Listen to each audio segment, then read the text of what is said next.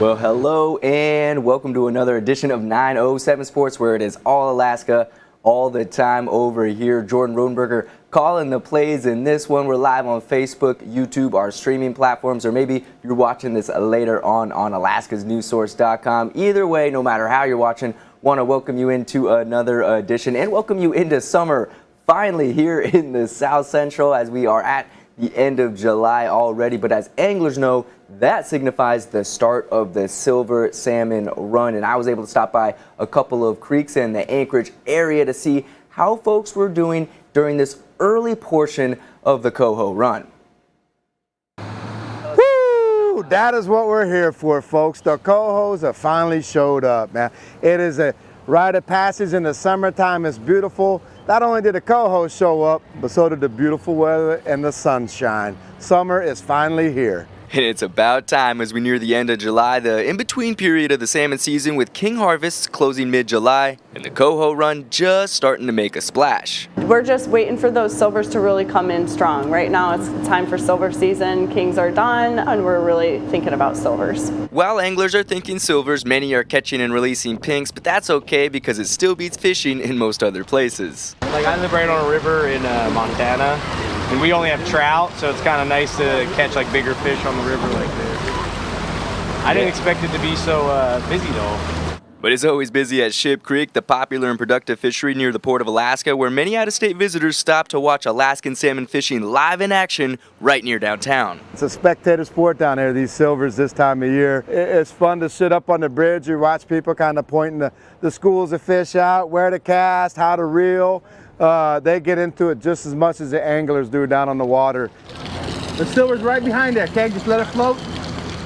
Remaining in town, Campbell Creek runs right through the heart of Anchorage, but provides a different fishing experience. There's a great map in the regulations book that you'll definitely want to check out before you head to Campbell, because there's some open areas, some closed areas, some trout only areas, catch and release, but the map lays that all out really nicely. And that's not tidally affected, but you're going to want to watch the water levels. The coho tend to come in when we get a little bit of rain. Venturing a little further towards Girdwood lies beautiful Bird Creek, which is tidally affected like Ship Creek, so tide timing does matter, which you can find online.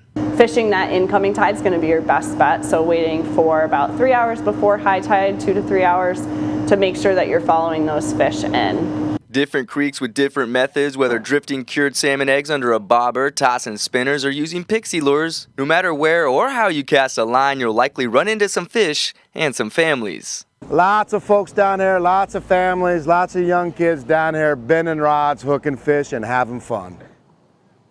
Always a great time, and silver salmon limits are currently 3 per day and 3 in possession at all 3 of those creeks. And remember, no matter which of the 3, no king salmon that season has closed. And the silver run is really just getting started, so there is still plenty of time to get out there if you want to test your luck there. All right, now switching gears to women's and girls basketball in Alaska, which is currently in great hands. Fairbanks' Ruthie Hebert in her 4th year in the WNBA. We got Anchorage's Alyssa Peely starring at the Division I level for Utah. And what a career we just saw from Savia Sellers at ACS, the state's all-time leading scorer in girls basketball as of this year. And the next big thing out of girls basketball in Alaska stands 6 foot 4 inches in Wasilla, Layla Hayes, taking advantage of an out-of-state tournament that may have changed the whole trajectory of her career. Although she's alone in the Wasilla High gym, all eyes are on 16-year-old Layla Hayes. It's slowly starting to sink in. It's exciting, but it's still a little bit surreal. And it seemed to happen in the blink of an eye. After her performance at the Nike Tournament of Champions in Chicago, the Division I offers came rolling in from some big-time programs and even from the likes of the University of Tennessee, a legacy school with 8 national championships. The offers all coming within a matter of days. I got teary-eyed. So my mom starts to cry after every single one of them. So I got excited. Some of them just don't feel after the call, I'm like, oh my goodness, this is actually happening. Definitely such a new process, so we're all just kind of pumped to see what happens. Not even a junior in high school, Hayes, standing 6 foot 4 and growing, still has 2 more years to grow off the court and make a collegiate decision, but she knows what she's looking for in a program when that time comes. My biggest thing, I think, is just finding a family, because I'm very close to the people around me. They're very important to me, so I know anywhere I'm going to go is going to be pretty far away from Alaska. So just being somewhere where I know that I feel safe and that they care about me as a person more than a player too. Don't expect Hayes to transfer out of state for more exposure often seen in Alaska prep sports. I don't know, just the legacy that you can leave here is just amazing. This school is just has so much good history of basketball players like Bella and Alicia Devine, and I mean having an amazing coach, so just having that. Just the beginning of something special sprouting out of Wasilla. My dreams are coming true a little bit.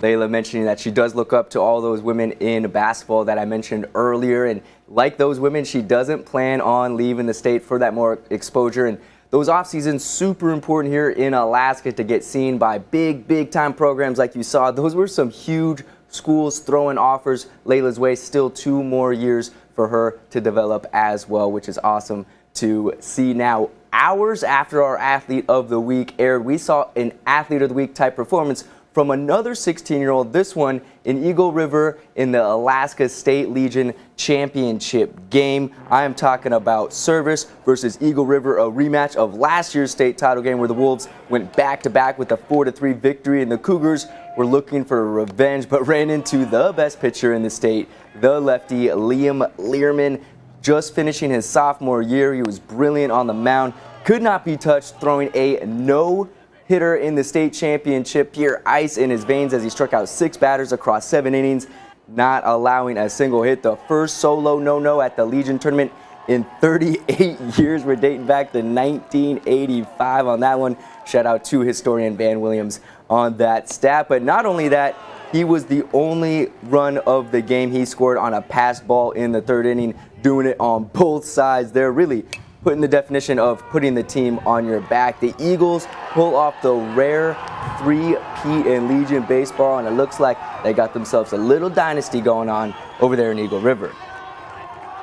It didn't really start setting until about like the 4th inning. You know, I had to take a couple trips to the bathroom to just kind of like get away from everybody. You know, I didn't really want to be too much in the moment. And then I came back. You know, I started getting really nervous. Top 7. I walked that first guy and got that ground ball or strikeout. I don't remember which one it is.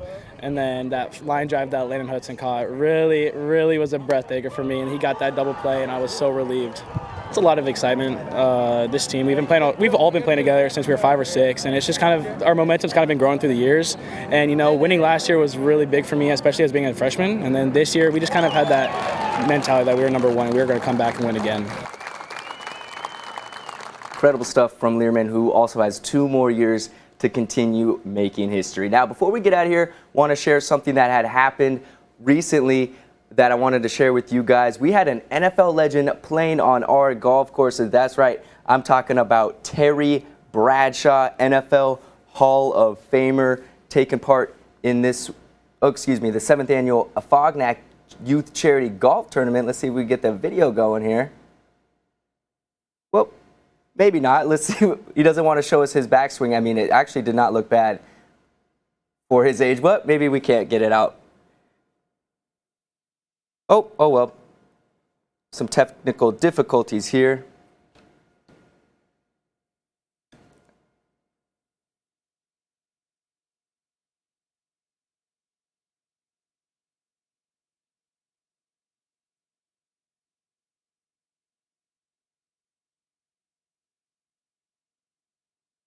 Sorry folks, looks like we're having a little bit of trouble. I'm not even sure if you're connected now.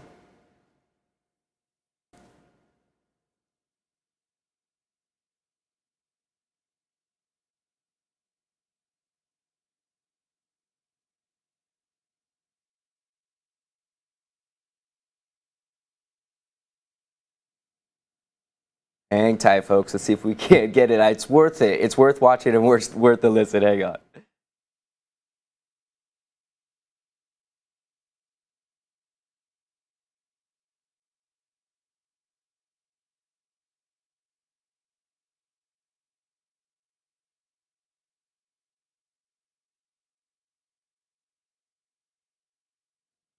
Well, we had a good run while it lasted. Maybe I'll come back and show you that next week because, of course, we will be back at 9:07 Sports at this very desk. The Alaska Baseball League regular season wrapped up on Monday, so still a couple more days to go and check them out if you haven't already. I appreciate you tuning in. Apologies again for the difficulties. and I'll catch you next time.